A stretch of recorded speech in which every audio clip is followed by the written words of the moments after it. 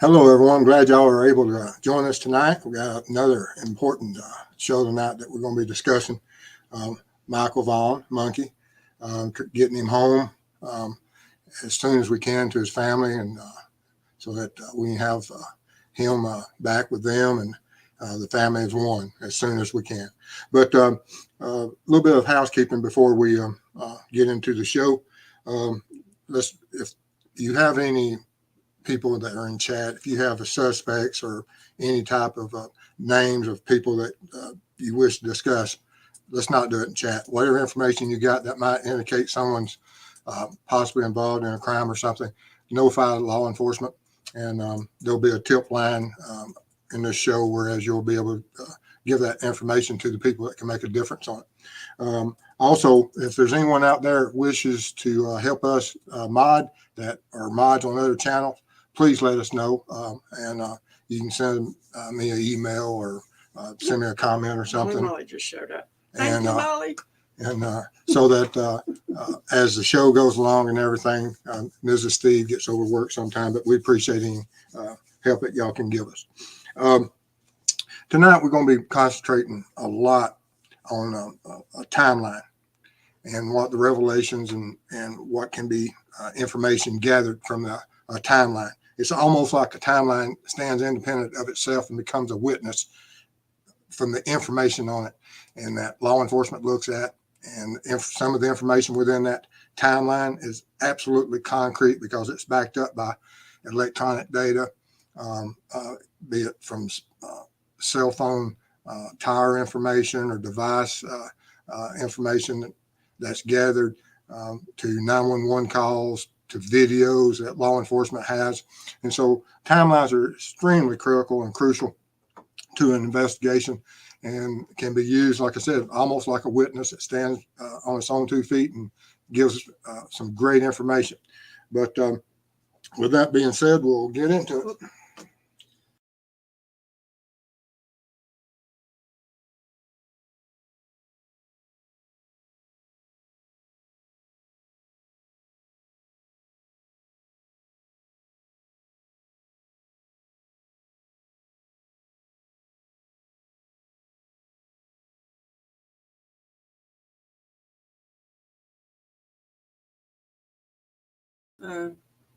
There we are. Okay. All right. That wasn't the Google machine. That was me. Okay. But anyway, through my years of training and stuff, I was in, I received training in SWAT, entry team leader, counter sniper, and then became a state certified crime scene technician, which increased my abilities as an investigator many times fold. But and I've handled cases from burglaries up to homicides, and now I'm retired. And after I retired, decided to come back into the web sleuth world and tried to become an ambassador between law enforcement and the people out there that have channels, or people out there that are members or of subscribers of these channels that have one purpose, and that is to bring some closure to some of these cases that some of these families and these victims deserve. And we all have to work together to come to that one common end. And but we'll get into it now. Of course, this is the young man that we're looking to bring home, Michael Monkey Vaughan. He went missing July 27th, 2021. And he's, the family, law enforcement, the whole state has looked for him. There's a contact information that you'll see here that you on this flyer that you most certainly can call the Fruitland Police Department at 208-642-6008 and give that information of whatever type of tip information you have for him. Because like I said, there's one purpose in this, and our purpose is that this young man is one of the few times that we as a web sleuth community can come together with the hopes of actually having the impact that we can bring a young man home alive, and so that family and them can be joined. Here's a little bit closer pictures of him. and you can see absolutely a gorgeous child. And so let's do everything we can to bring closure to this case and get him home. As I was talking about, whenever we look at timelines, the timeline is not just what information that people can take and write down on a piece of paper.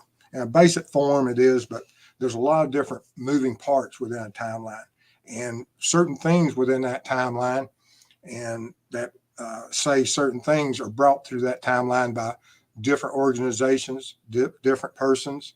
Sometimes it's persons that may be suspected of a crime. Sometimes it's the electronic data that is gathered by law enforcement or by citizens that may have certain camera systems or security systems that they document what's going on within a certain area, parameter of where the crime may have been committed. And so when you gather some of this information, it's hard information. There's no ifs, ands, or buts about it. If it's from the law enforcement side of it, that it's security data, it's cell tower data, it's 911 calls, it's videos from off of the any type of vehicle, be it law enforcement or, there's so many cameras out there, dash cams, in so many different vehicles now that there's absolutely, the ability of information to be gathered is widespread, and law enforcement reaches out there and says, if you have some certain information, bring it to us. And some of that information, like I said, is indisputable that when you have it and you have it, that a certain incident occurred and you've got these cameras that can be dated, time stamped. And, yeah, she always gets calls and stuff. But anyway, but then also you have other parts of a timeline. You'll have, like in this case, that Monkey was seen by the neighbors within the neighborhood doing what he did. He gets out, goes around. He's looking for someone to play with between the 6:37 and 6:45 time frame about those variables. And so when you start seeing that certain parts of timelines and from the points of view of this is what the neighbor says happened, that's a totally independent line of thought by independent people that say that during the neighborhood canvas, this is what we saw during this time period. This is individuals that was on the street. This is where Monkey was. This was what I was doing when I saw him. That when this neighborhood canvas is conducted, it'll gather all that information. It'll go into the investigation file, and that's standalone. That's the witness information of what was going on at that specific time. Then you'll have that as far as the victimology side of it, not only the victim, but, especially when you have a child with, that's only at such a young age, that there's not a lot of victimology other than where does he play at, who does he play with, who is his caretaker, and what was going on that day. But you also, within the caretaker of it, that they'll have a certain data that and information that they will bring into the investigation, and that's going to be the timeline from that individual. So when you take the witnesses and the neighbors, and you take the caretakers and the victimology of the child, what was going on, those are different parts of the same timeline, but from different perspectives. And then you have the perspective of what law enforcement gathered through their communications. And when you put them all on this one single timeline, such as that the abduction window is somewhere between 6:40 and 7 p.m., that what all went on during that period. And so we can see that the neighbors saw him out there between 6:37, saw Monkey out there to 6:45. The father ordered a pizza at 6:40. And at around 6:45, the father doesn't see Monkey, so he starts the search. At 6:47, on the law enforcement's time frame of evidence collected and released, that they have a Honda Pilot that was caught on video within this abduction window at 6:47. Then we go on all the way to the end of what law enforcement considers the abduction window, and you have the 7 p.m. when the father, just after 7 p.m., is caught on a closed circuit TV security system. And also during this period, the father is on the phone. Either he's ordering the pizza on the phone, which is cellular, or he's calling the mother to tell what's going on, and can't find Monkey. And all of this is very important that we look at, because then we have the 911 call that's at the 721 mark. So within this window, not only just of what law enforcement considers the abduction window, we expanded out a little bit from, when did the neighbors start seeing Monkey in the neighborhood that afternoon, to all the way to the 911 call. So when you add those two numbers together, you have somewhere around 44 minutes, and maybe a little bit longer. And thank you, Dark Arts by Adrian. It's absolutely humbling when people support us. It means a lot to us. It's going to enable us to do a lot of things in the future, and absolutely exactly what you said. In there. Thank you guys for covering. Just curious if you heard the latest murder sheets. Hope this little one comes home soon. Thank you for all your hard work. I've heard of the murder sheets release, but I haven't read it yet. That will be coming up in a future. I need her email. Oh, also, if you would, send us an email at steve@truecrimeweb.com. I have a question for you, Dark Arts. Yes, she has a question for you. Thank you so much. But when we combine this timeline and we look at all the information in it, and we treat it as almost as a witness, it's very revealing. And so we have to break it down, because there's certain things within this timeline that are contributing factors of how law enforcement are going to treat different individuals or types of unknown suspects or persons of interest, or certain crimes that will be investigated, and how they'll be investigated. Because like I said, timelines, in this case, we have a hard timeline of when we have proof of life. Somewhere between 6:37 and 6:45, he's been seen by Monkey was seen by numerous persons on the street there at his residence. So we have proof of life. There's no issues about when he was seen. Multiple neighbors have seen him there. And so we have a start. And so with that, which is very rare that you will have this all the time, in certain cases, a lot of times you'll have that, we have an individual or a child that was, we put on the bed sometime that night, and no one outside of the family may have seen that child for hours and hours and hours. And you're having to rely upon just the testimony of a family member. This case, we don't. We have outsiders. So we have a hard timeline that law enforcement feels comfortable with looking at. And so that's where we start this timeline. And then we have the ending of what this timeline is, that we're going to focus on tonight, and that 911 call. And so we have a very narrow window of opportunity for certain things to happen, and what is normally done within a short time period, or a time of an abduction, or time of a missing child. And so it's very interesting that when we look at this, there's always a conception of that certain people never accept how people react under stress. And I agree with them that there, throughout history and throughout, when you see people on TV and you see them in these news briefings, that sometimes they can act certain ways that may pique someone's interest of, I don't think that's the way they should act. Well, this isn't what I'm talking about tonight. This is something that's off screen, that no one saw, that this happened. This is something that is not something that would be orchestrated. We're looking at what a known offender would do that had committed a crime, and we're looking at what an innocent person who is has no involvement in a crime will be. And we're looking from that standpoint. such as we have this abduction window here that from 6:40 to 7 p.m. that law enforcement has set, that Monkey is out looking for playmates, that neighbors see him out there. There was a pizza order during this time period. Father begins a search. A Honda Pilot is seen in the video. There's an unidentified person in that area. And also, Monkey has disappeared within this abduction window.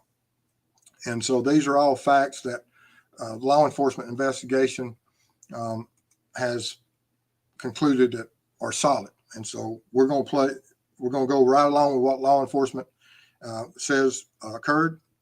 And let's look at it. That the abduction timeline, there's some key details within it. That there's multiple witnesses to the last sighting. There's cell phone usage by the caregiver.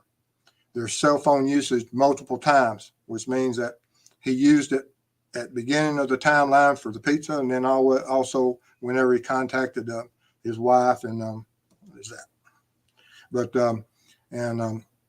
also that not only was being used during those calls, it may still be pinging, and certain things are occurring. There'll be movement, and so they'll be able to track certain things. But you have video evidence of the caregiver out there during his search. You have video evidence of traffic in the neighborhood, and you have images of the unknown subject that was caught. And so these are some key details that were caught independently of, and not only supported by the words of a family member. This is outside information that is collaborated in a separate manner. But during this abduction window, you have what behavior is expected of an individual who is unaware of an abduction. And this would be just like you at home, that if you were absolutely innocent and you knew nothing was going on, you're getting food up, you're feeding, you're taking care of the family, and you don't know what's going on, that family members may be here or there. And so what would you be doing? And in the case of this,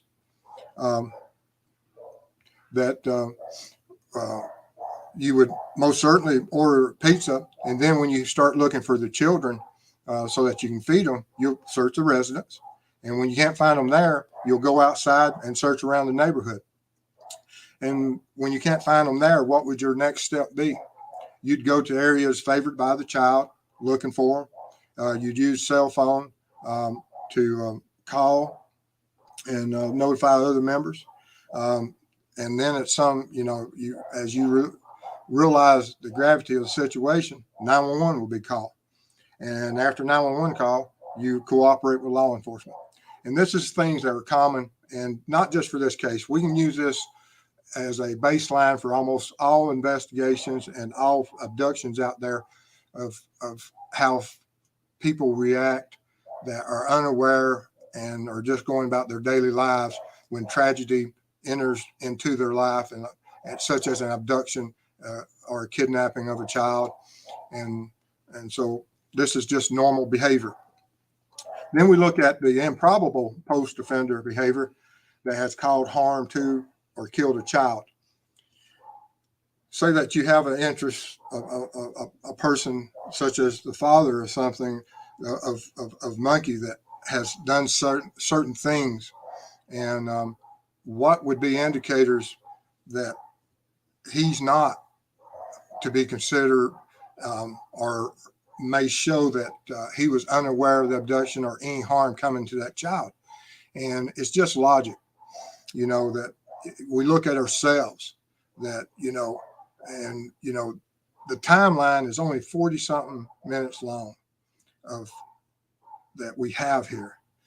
And if you had committed a crime within those 40 something minutes, certain things you wouldn't be doing. There's other things that you would be doing. We'll get into those. But these are the improbable post-offender behavior that has been gathered that says that the father isn't involved in this, for the fact that he ordered a pizza.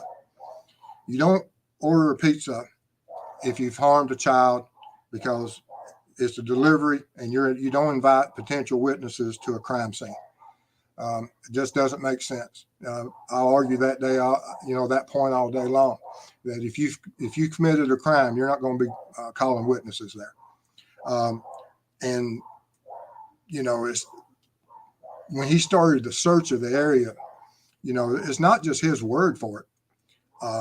His search of the area is gathered from the neighborhood canvas and from the video that's caught his vehicle driving by a play area that Monkey liked to play at.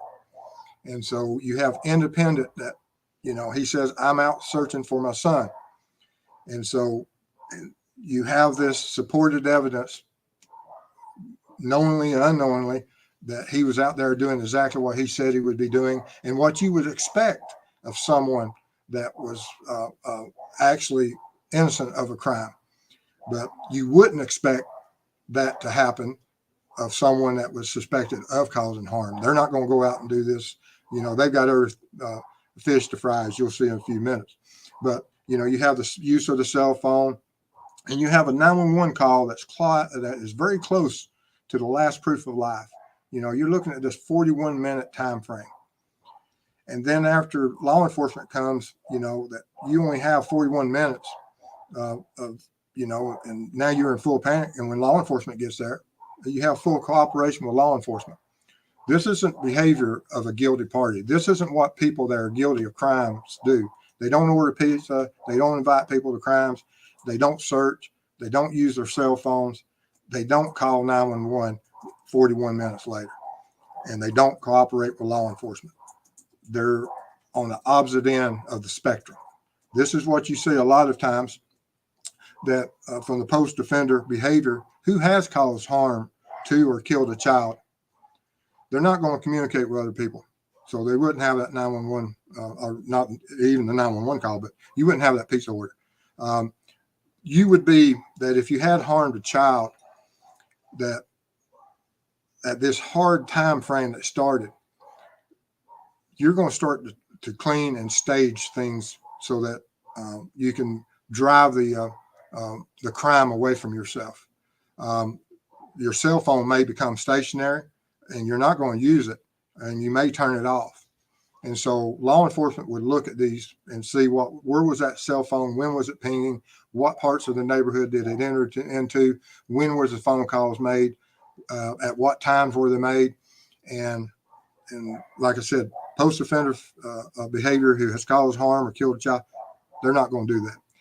Because during that time period, they're having to plan how to get rid of a victim. They have to plan how to transport that victim, get it out of the residence, because of separate themselves from a crime scene. It's human nature that if you can conducted some type of illegal activities or hurt or harm someone, you want to separate yourselves from them as soon as possible. And but you will also establish alibis so that you can distance yourself as an offender from the crime. You would report the missing to law enforcement after extended time, for the fact that you would want that child missing as long as possible. You wouldn't want to be that it's only a 41 minute, because you can't clean up much of anything in 41 minutes. That within that 41 minutes, if you had, you've got to be able to secure the victim. You have to package the victim. You have to transport the victim. You have to there's so much you have to do, and do it in daylight. And, law enforcement was responding within the 41 minutes, and it just doesn't make sense. And when things don't make sense, they don't happen. But another thing that you'll see of post-offense behavior, and there's nothing wrong with people that go out and get attorneys, okay, who obtain attorney and invoke their rights to their constitutional rights. It's not saying that if they did do that, that it means that they're guilty. But it's most certainly that you see it far more common when people do. Our dog's upstairs attacking somebody. But when you do see them invoke their rights and refuse to cooperate and obtain attorneys, that there's certain times and certain individuals that it does apply to. And but then there's also that, you know, you have to give a little leeway that everyone has that right to a defense. And so of all of this, obtaining an attorney and invoking rights is something that can play both ways. Also, abduction law enforcement analysis. This is what law enforcement is going to be looking at. They're going to consider the evidence of the timeline. They're going to look at that timeline, see how much time was available, and they're going to consider the action of the caregiver. They'll consider the time needed for a crime. And like I said, it's more than just determining if the child was harmed or killed, because there's more to that than just harming or killing the child. You have to be able to separate yourself from the child and where it can't be found. Is there time and stuff? But that's what they would consider the evidence of the investigation. They would consider the history of the caregiver. And then they would consider other possible offenders that live within the area, and they would consider the victimology, because all of this information is information that this timeline gives to the investigators, so they can, you know, build some type of understanding of what went on that afternoon. And then the results of, after you consider all this information, is that you will classify the individuals for further investigation. And law enforcement's done that they've gathered this information, they've classified which way they want to go with this investigation. And we have to give great weight to the investigation at law enforcement, because they have far more information than what we have.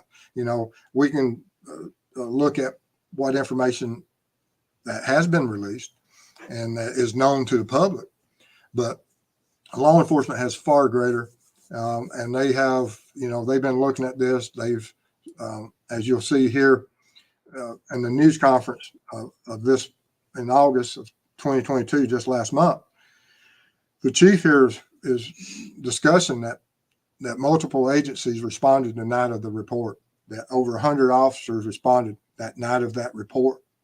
There was physical searches by experts conducted in the area of the homes, of interviews, canvases, anything and everything was brought to bear to find Monkey. And, you know, they searched rivers, outbuildings, homes, the area. All of this area was searched. They did it by aircraft, boats, sonars, K9s, all of that. And they utilized all these techniques that are, you know, have been honed and trained for by these professionals to do. And so, you know, that information resulted in 30 plus search warrants. And what information was gained from those search warrants and whatever areas and homes that they searched, they have that information. We don't have the information they have. And they have hundreds of hours of security data from cameras, films, whatever, electronic devices, cell tower data. They have all this information, and they got tens of thousands of manpower hours. And he said they got over 1,200 leads. And the results of this 1 year plus investigation, and as he said, after a year-long thorough investigation, that the family is not the focus of investigation at this point. And at this point, it's just law enforcement thing of speak that says there's always the possibility that if something does pop up, we're going to always look at. Nobody ever, just the way law enforcement is, they will never absolutely 1,001% clear you unless you're in some other part of the world. But if you're not in that other part of the world, they most certainly will always keep you on the sheet. But he also mentioned that the family is continuing to fully cooperate with law enforcement. I'll take their word for it. We need to focus on these other persons that are out there. We need to find that vehicle. We need to find that unknown person that's walking in that neighborhood. And most certainly, as law enforcement releases more information and needs the public help, they will, as this progresses, that they may give us some updates and see if we can identify other people or persons or certain things that may have occurred that they haven't made us aware of at this time. And so we'll have to look at that, and we have to wait for that information to come up. But this is the vehicle that after all these hours that they may or may have not identified, may or may have not identified who the driver is. But this is information that most certainly they've still left out there that they want. Also, this individual, this is information that they want. And if you have that piece of information that, that Honda pilot and this individual here hasn't been cooperating with law enforcement. So let's look at what hasn't been cooperating with law enforcement. Let's focus on that and locate them, see what evidence we can collect from them, and move on from there. Because this is what it's all about, is finding this young man here, bringing him home, and as soon as possible. And share these flyers in all the ways that you can out there, as much as possible in the coming days. And, because every minute counts. If you are the ones that have Monkey, it's over. Go ahead and take him to the nearest fire department, hospital, police station, whatever, and let him come home, because that's what we want. And but here's the tip line, so that you can read it for your eyes about as bad as mine. This is a little bit better and gives you a little bit larger copy. So contact any of your tips, any information you have, so that, like I said, we can bring closure to this. Before we go to our questions, I've got to thank a lot of people out there.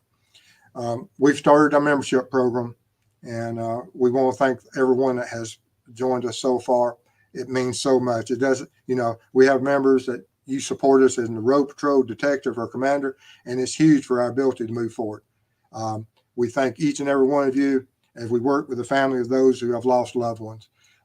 It absolutely means a lot to us, and it will allow our journey as we move onward and we start our travels, and I get my equipment in so I can go and process some of this older pre-DNA time frames and try to create and find the evidence and locate evidence so that we can bring closure to these other families. I just want to thank each and every one of you. You got anything to say about it? I do. Let's see here. Level-headed, Monkey will be found. It's my mission. Absolutely. Love it. All right. And then Brandy Neal stopped in. Monkey is coming home. Michael Joseph Vaughan, my beautiful love. Your army is coming for you, baby. Absolutely.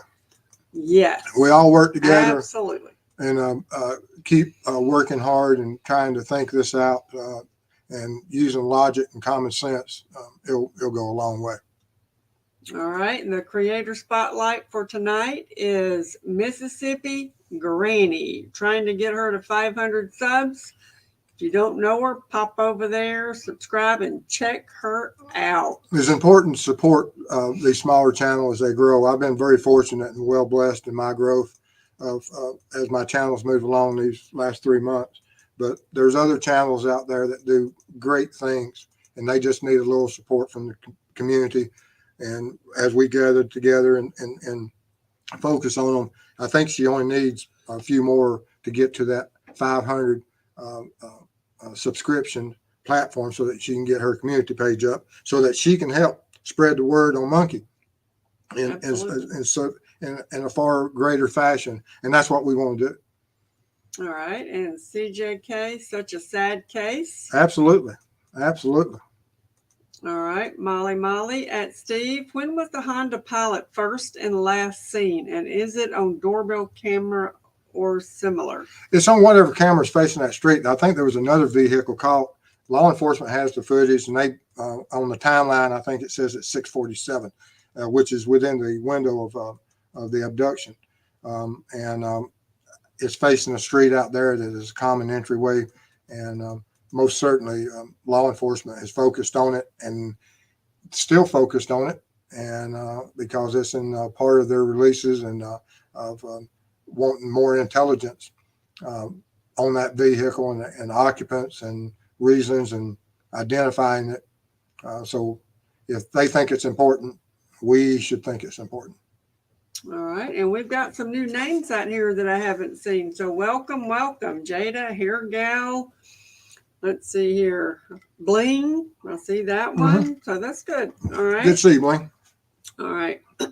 Let's see here. I see Bling everywhere. Oh, Bling just goes everywhere. Okay, so I see Bling I everywhere. didn't know Bling. So, Yeah, I know. I see Bling. although I everywhere. like Bling, but you know, Yeah. it is.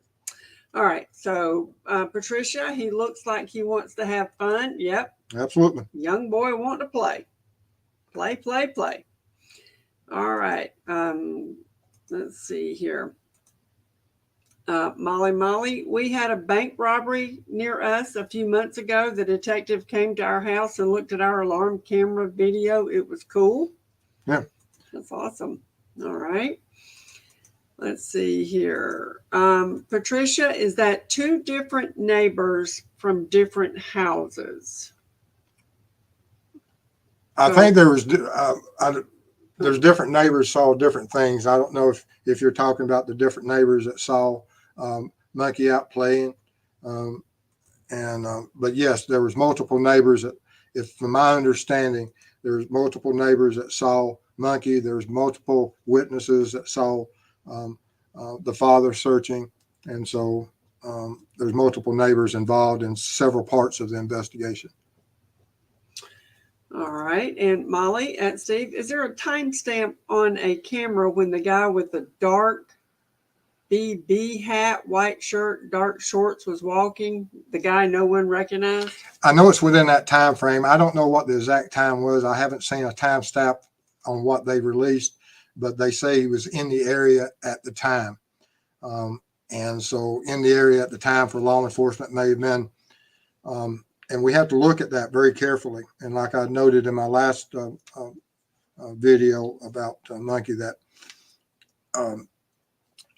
if it is a certain individual that is a predator, he may have visited that neighborhood on multiple occasions, on multiple dates, at multiple times, not only at the time of the abduction, but previously looking for other possible children to prey upon. And that's the importance that people should look at pictures that they took or video that they have, not just on the date of this question of when Monkey came up missing, but any time previous to that. And because it's very important that everyone look at as much data that they have in their possession, because they may have snapped a simple picture of their grandchild or a child on a swing, and in the background, here's this individual watching it. So look at those pictures, look at those photo albums, and if you have any information, call that tip in. All right. And Patricia, it definitely looks like an abduction looking at the diagram. Absolutely. I mean, I do too, for the fact, yeah. Like I said, 41 minutes. And I've talked to some of the other creators, and me and Mrs. Steve have discussed it. You can't hardly cook lunch and eat lunch and clean up after lunch in 41 minutes and get rid of all evidence that you had lunch. And most certainly on a major crime such as a homicide, that if the family was involved and was getting rid of a child, that's the only possibility it would be. And so it's not something that would be able to fool law enforcement this long after, the numerous searches that are done, and brings them to the conclusion not to focus on them now.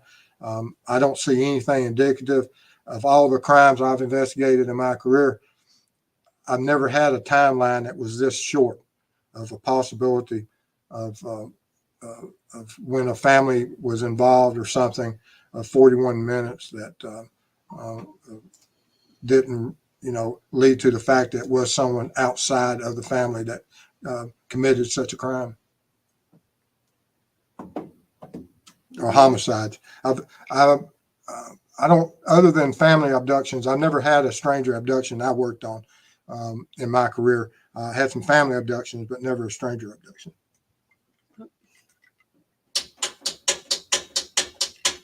Thank you. Thank you, Dark Arts. It means a lot to us. Like I said, that's going to help us in so many ways. All right, we got one more coming up if I can find it. Paper Chaser 29. Thank you. Thank you. All right, now I got to go back and find where we were. All right, so we've got, let's see here.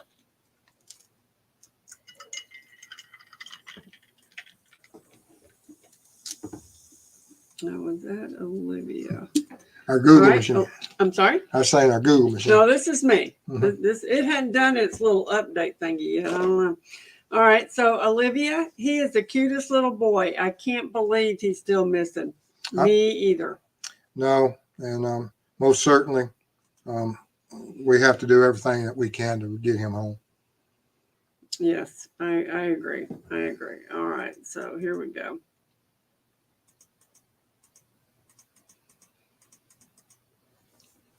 All right.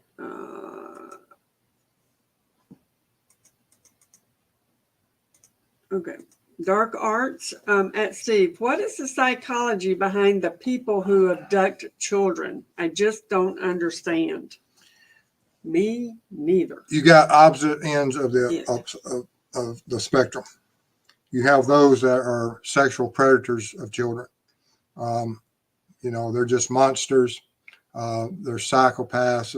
They're just absolutely don't deserve to walk the earth. And they're driven by their fantasies. That profile of an offender, when they abduct children, it's never a good outcome. Then you have the other end of the spectrum, whereas you have someone that has something to gain, either emotionally, because either they can't have a child or they want a child, and they see an opportunity to take a child. And and of course they live in a fantasy world also, but the dangers to the child are greatly lessened. Although the child is still in great danger of a lot of things, but it's not to the extreme of what would be from that sexual predator that will do certain things and dispose. Then you have in between of it, you have the trafficking of people that would take a child and traffic that child. So there's a lot of different things, and there's a lot of different predators out there for different reasons. We can only hope that it is of a certain variety that will allow us to bring him home. And that's what we want to focus on. That's our only hope and our greatest hope. All right. And Lisa, were there other delivery vehicles seen in the area? I'm sure there probably was, and law enforcement would know of those because they would have asked all the pizza deliveries, all the companies that might have had some type of,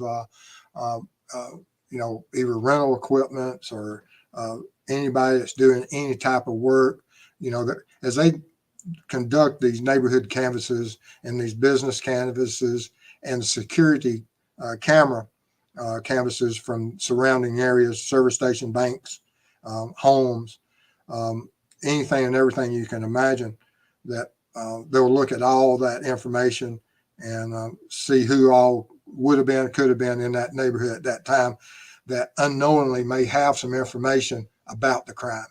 It's not just, law enforcement and FBI, when they get involved, they're used to handling, FBI especially, understands these abduction situations. And they most certainly can carry a leading role in it and put you in the proper direction of that will give you the best results. All right. And Ann Broom, it would have been very light outside in the middle of the summer, light and warm. Probably set him to wandering around outside to play. Absolutely. I can remember as a small child doing that, and I still see it with my grandson. Absolutely. He wants to go outside every moment he can get. Y'all proved that last night. All right, let's see. I got in trouble last night playing with a grandson. After the bath. All right, and Ann, this must be a perp/perv who had probably trolled the area before looking for the right opportunity. And yes, as we looked at the case previously and we looked at the neighborhood, it's a low risk abduction area because you have such a limited access into this. And it's not on a main thoroughfare as far as traffic constantly going through it. It's not a big park There's not a lot of strangers in that area. Everyone that's coming into that area would commonly know someone that lived there or were making deliveries to that area, and would know each other. And so it's a very low risk community for such a crime. All right, and level-headed. So question, do you rule out the parents and anybody in the house? I most certainly would go with what law enforcement says, that they're not considering them, and let's not waste time on them. There's other persons and information out there. Law enforcement always, they don't ever absolutely, like I said, unless you're in a separate part of the world, rule anyone out. But they most certainly will take their resources and point them towards the most likely, and they'll state those facts. I heard him say it's an abduction. Okay, we don't have a split home, so it's not an abduction of a one parent home losing custody, and it's a custody battle. We have both parents within the same household, so this abduction has to be a stranger abduction, and a stranger abduction is going to be someone that doesn't have custodial rights to Monkey. And so we have to find out who that person would be. And law enforcement says it's an abduction, and most certainly, like I said, it's not a split home, so it's not a family abduction. And Patricia, I feel confident now in my assumption that Dad was innocent. So thank you, Steve and Mrs. Steve.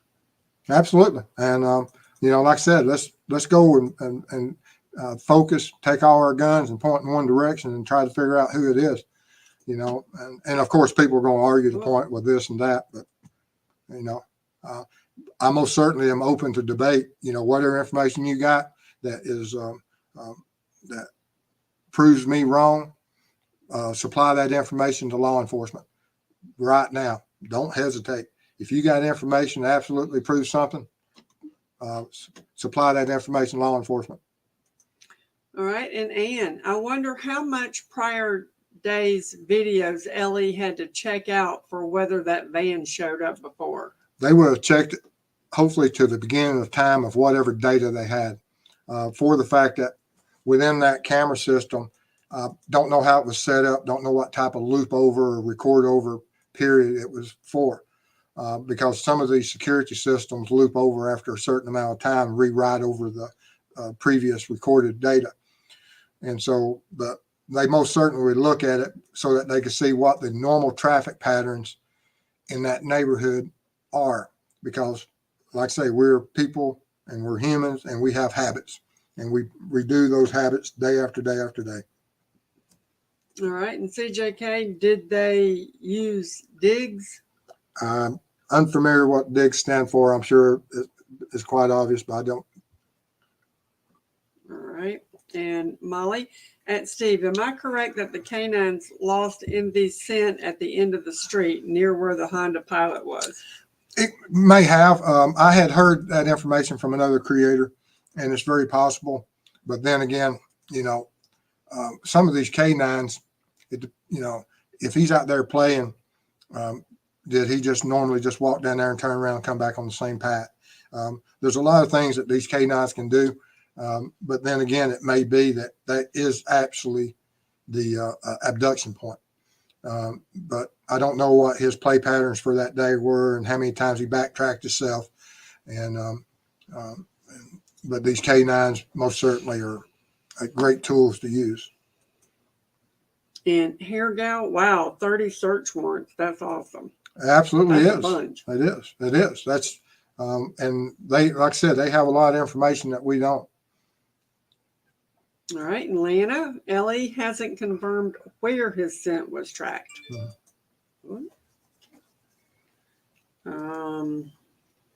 CJK, do you know if the canines picked up a scent?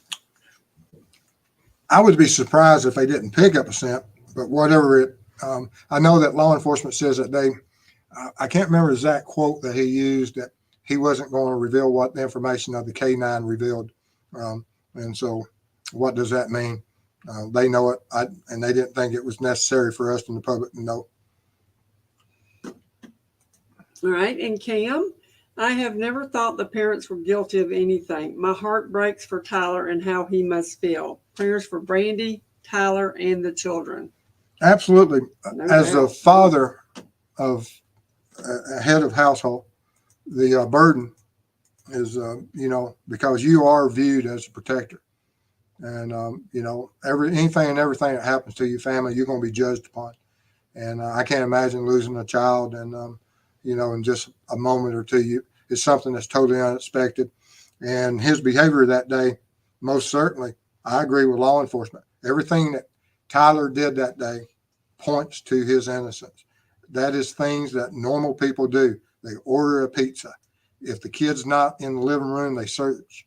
If he's not outside in the yard, they go to the neighbors. If he's not at the neighbors, they go to the favorite playground. If you can't find him there, you call your wife. All those things within a certain amount of time that his phone can be tracked are indicators that he is not involved. And like I said, in law enforcement, they would argue that point time and time. You'd have someone in my position that says, this is how come I don't believe he's involved in it. You may have other people, but they have to come up with something that absolutely just destroys those key points. And until you can destroy those key points, then of course, let's go look for the real perpetrators. All right. And Lisbeth K.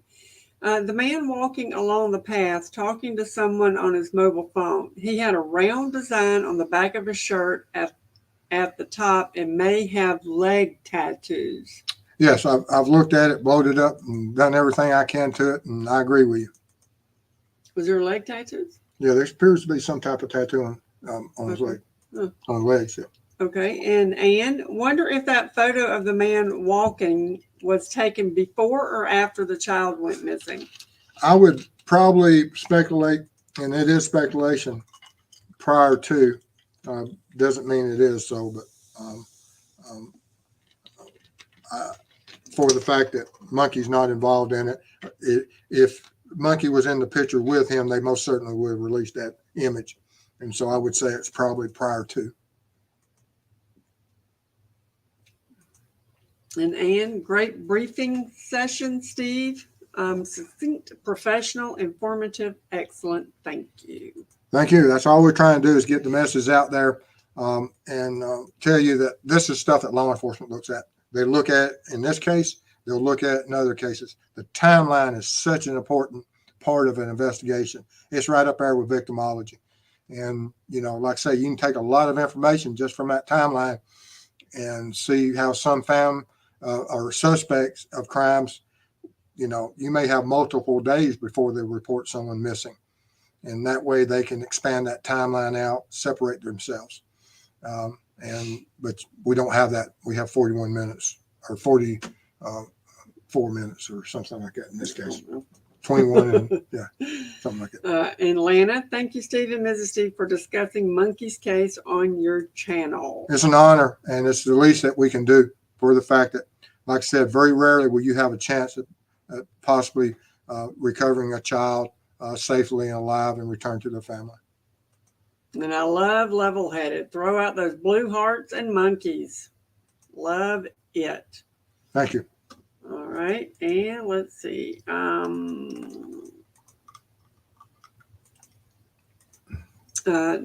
Natasha McMillan. We, the families, thank the officers and communities who help find these individuals. Thank you wholeheartedly, and y'all will forever be in our hearts. Bring Monkey home. I had the honor of arresting a couple of people that attempted to abduct children. Yep. It was quite an honor. We don't want to know what happened. Let's see here. And Anne, I think it must be good for the family to see that there's still avid interest in their child's disappearance. Absolutely. Without a doubt. We have to get his message out there to as many people. And them dogs, once again. Well, the white dog's back. Oh, okay.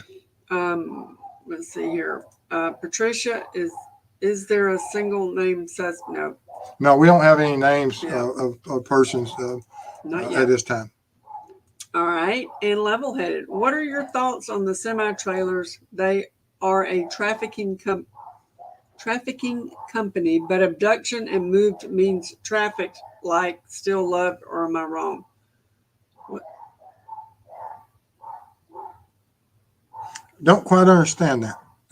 What are the trafficking company of abduction move means traffic like? I don't know. I don't know. I'm sorry, I don't understand that. I'm Mhm. sorry.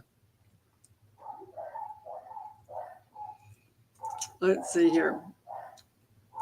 Question to join. If I buy Google Pay credit, I don't use PayPal due to someone hacking my account once. We'll have to work on that. We'll have to work on that, but I appreciate the offer and we'll let you know. Yeah, we'll She'll let you check know. on that. She'll check on that. Thank you. Yep. It's Google Pay. All right. All right. I'll look into that. Let's see here. Natasha, I love the semi-trailer movement. I wish they could be utilized for every missing person, young and old. Absolutely. I love that too. Yeah, That's a brilliant idea. It is. It's brilliant. And I take it that may be what Levelhead is talking about, that letting people know about that there's so much traffic, children out there, and this is how that we can cooperate and bring these children home. Okay, level-headed. So the semis, I don't understand that. If Monkey was abducted, then what significance is the semis in the investigation? I haven't. I don't have any information on what if he was abducted and trafficked and use of semis. I have no information on that line of questioning. Is he talking about this semi? I don't know. I don't have any information as far as trafficking by semis. I don't have any information on that. I hadn't heard anything out of that at all. Okay. So I'm new to the case on a lot of this, so I don't have all the information that some of the creators have, and so I most certainly am lost in certain areas of this.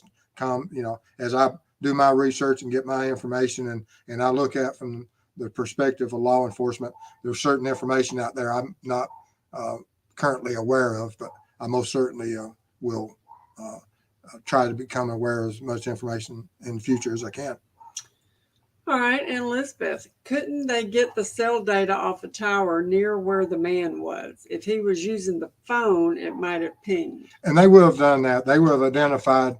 Law enforcement would go in and they'd pull the cell phone data, subpoena it, wherever how they want to gather it, and because I don't know what the laws are there, but they would obtain the information not only of the phones that pinged at that exact moment, but phones that had pinged in the area being the first time or only time, and may have pinged multiple times up until that time, and now has never pinged again. There's so many different search engines and algorithms out there that they could use.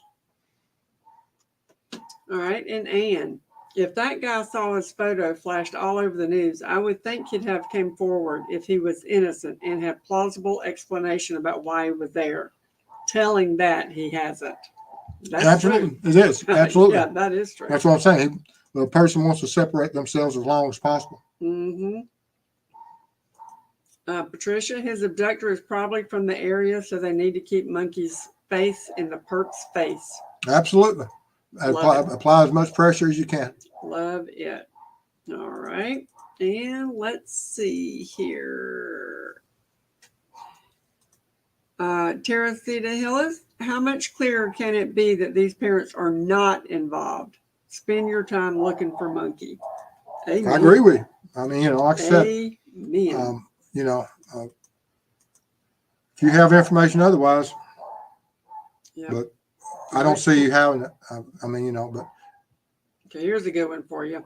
Hair gal, what would possibly be the profile of the abductor? The FBI would most certainly, they'll have profiles out there, and we don't have a crime scene, and those profiles are built off of crime scenes. And the crime scene of this would be that if you recovered a victim, and then you work the crime scene, and of course, like I said, right now there's several different reasons someone would abduct a child. We don't know which one that is. They may have standard profiles of certain psychological tendencies of those persons, but you really have to have that crime scene to work that profile off of, and we don't have one.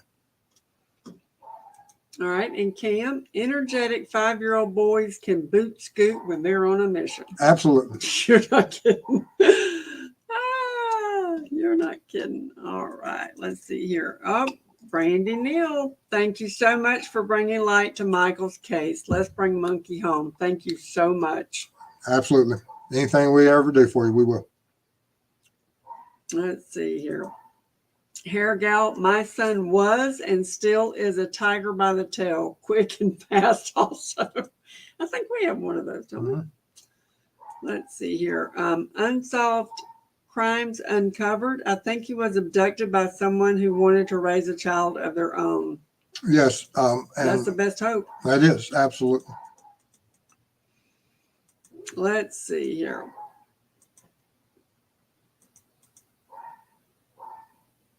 And Teresita, it only takes a few seconds to snatch a child. Absolutely.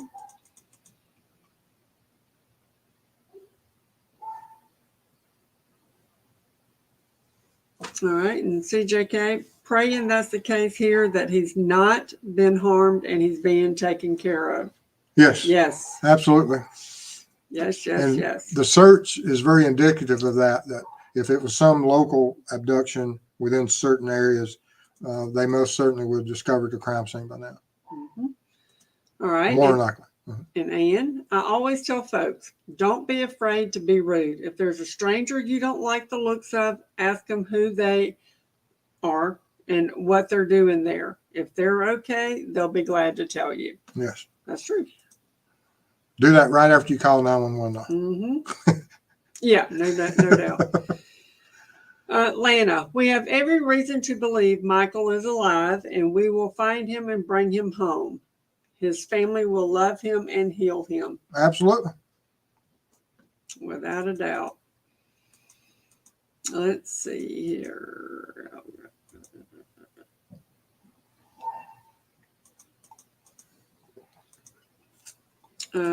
Seashore Girl says, I think the temp was a heat wave, very hot. I had heard that it was extremely hot, and most certainly would be something that drive him, Mikey, over to the playground with the play in the water. Mm-hmm.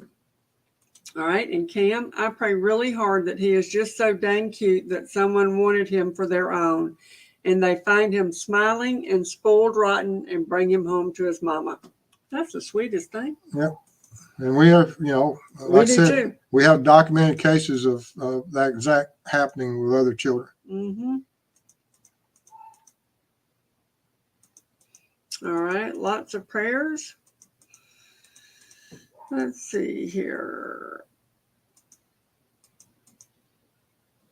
All right, level-headed. Your experience is well needed. I learned so much from you. So would you say to focus on man in park in the car?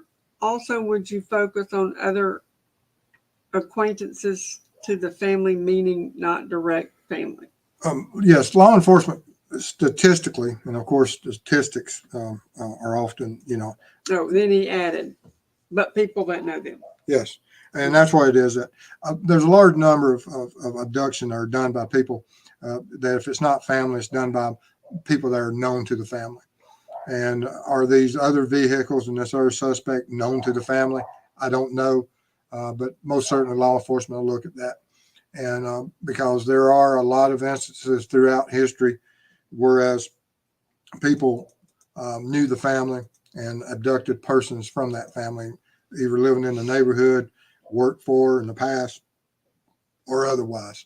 And but law enforcement will look at them, weigh them, and put them somewhere on the tier of persons to investigate, and remove them as they clear them, and focus on the others that they haven't cleared yet.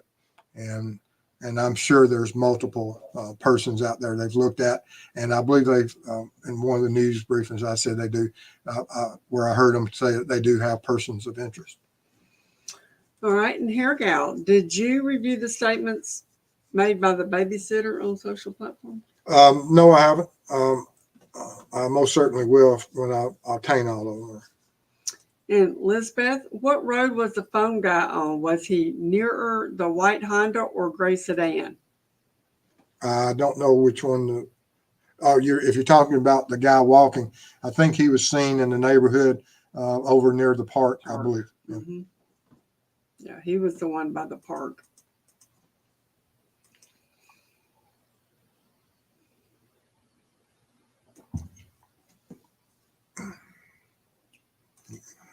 I'm skipping him.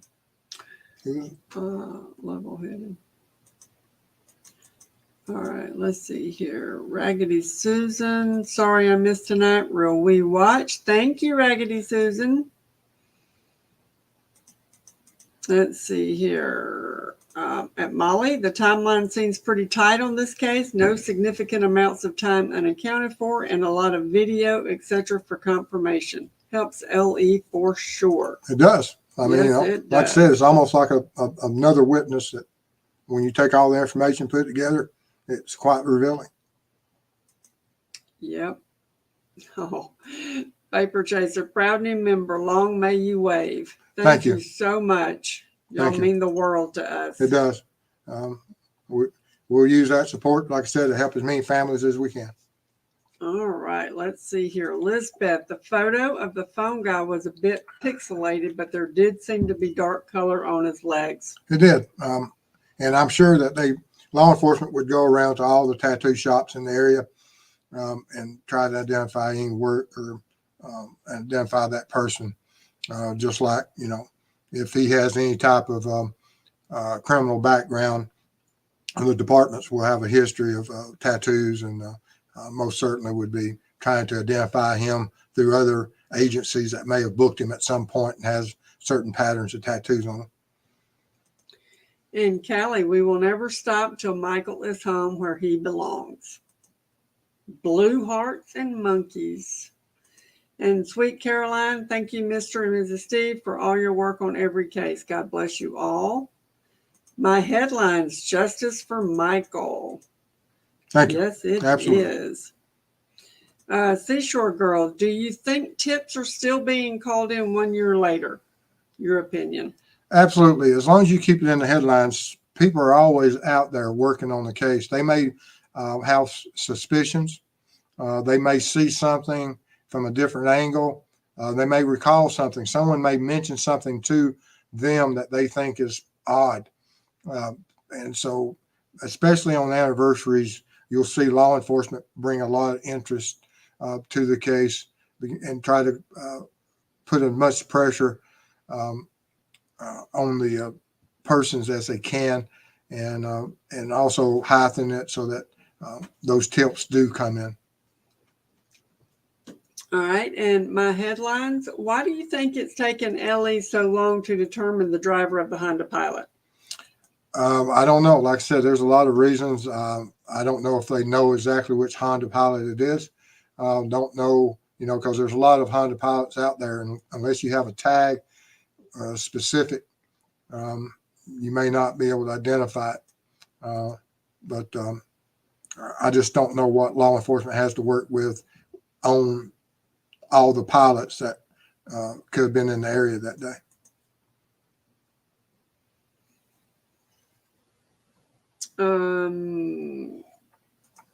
Kathleen, could you put email in description? I'm assuming that's for Steve. It's running along the ticker. Steve at truecrimeweb.com right now, right below. Right now. Yep. Right now. Okay. Let's see here.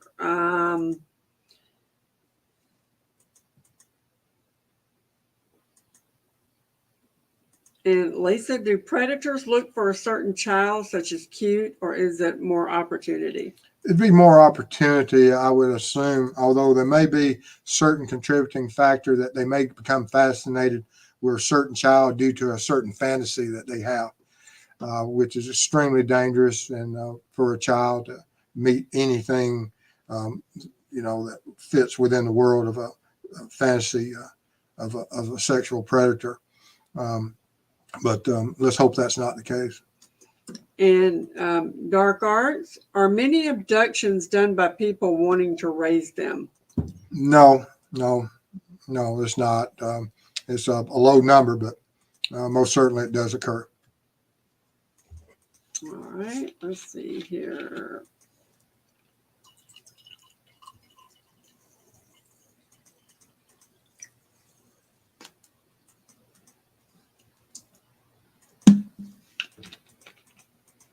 You're almost done. They're all talking to each other. Okay. Yeah, okay. And Molly put it out there. If you're a mod on another channel, email me, but you're going to use Steve at truecrimeweb.com if you're interested in modding on this one. And also all my mods that are currently mods on my channel, send me an email this week. Got to do some little housework and communication, getting everybody on the same page of what is expected from all our mods, and what we need to do to make sure everybody works together and pushes and creates a channel that's embraces everyone. And Brandy has some clarification for us. Just for reference, Tyler does not have tattoos on his legs. Thank you, Brandy. Thank you. I hadn't even occurred. I hadn't thought about that. I mean, he was in a vehicle riding around the neighborhood. And most certainly, like I said, law enforcement wouldn't have put that picture out there if they, if you use logic and reason, which unfortunately there's a lot of people out there that don't, they don't, they automatically says, well, but thank you for that information, Brandy. But like I said, people that use logic wouldn't even have considered, but thank you. And Molly wants to know how many cups of coffee today. Oh, I drank a pot or two. All right. And dark arts, I'll get with you on that. And you are done. All right, guys. I want to thank y'all for everything that y'all have done for listening to us, and go out there and try to help the community out there, getting the word out. Share this on your Facebook profiles, social media platforms, ever how you can get this word out there so that we can spread it as quickly and as fast as we can. Make it just like all these other cases out there that nobody can turn their backs on, and everybody knows about it. The quicker we can do that, and like I said, don't forget to check out Mississippi Granny so that she can get her community page up so that she can help everyone and everybody out there getting this information. And one other thing, actually two other things. Cyclops, I've got 2 states ready to come on. I've just got to do all my pictures and everything. I'm halfway through another one, so that should be 3 in the next 3 or 4 days. So thank you for those that have turned those into me. And if y'all have any new flyers for Monkey that's out there, let me know, and I'll drop a couple shorts out there. All right. Thank you, guys, and y'all be safe out there and do everything you can to see what we can do to help others.